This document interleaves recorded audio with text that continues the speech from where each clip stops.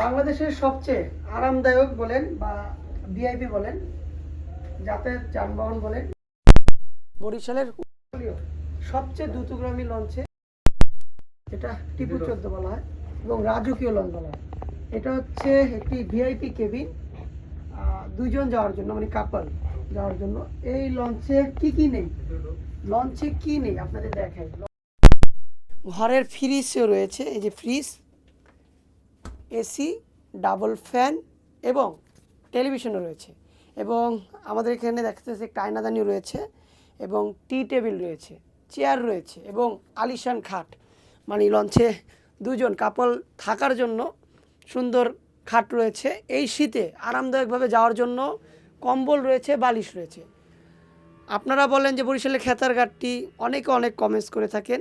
আসলে আপনারা বরিশালের লঞ্চে উঠে দেখবেন বাংলাদেশের প্লেইংও ফেল, মানে আমরা প্লেং বলেন, হেলিকপ্টার বলেন, প্লেং ফেল।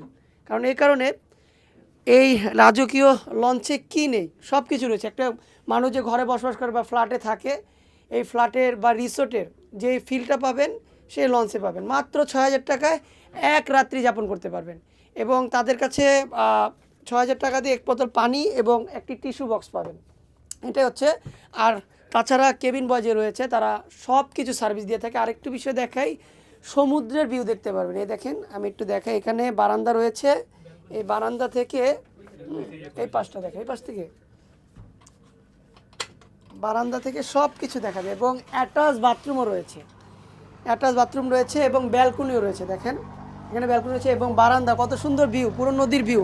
পদ্মা নদী বলেন, মেঘনা নদীর বলেন, ইলিশ মাছ, সরাসরি ইলিশ মাছ ধরে, সেটাও এই দৃশ্য দেখতে পারবেন এই টিপু 14 লঞ্চ থেকে। বাংলাদেশের উপকূলীয় অঞ্চলের সবচেয়ে রাজকীয় লঞ্চ হচ্ছে টিপু 14 এবং বাংলাদেশের উপকূলীয় অঞ্চলের সবচেয়ে দ্রুতগামী লঞ্চ হচ্ছে টিপু 14। এক একটি লঞ্চের ইঞ্জিন 1200 হর্স পাওয়ারের, যেটা চায়না থেকে আগত। দুটি লঞ্চের ইঞ্জিন হচ্ছে 2000 হর্স পাওয়ারের উপরে।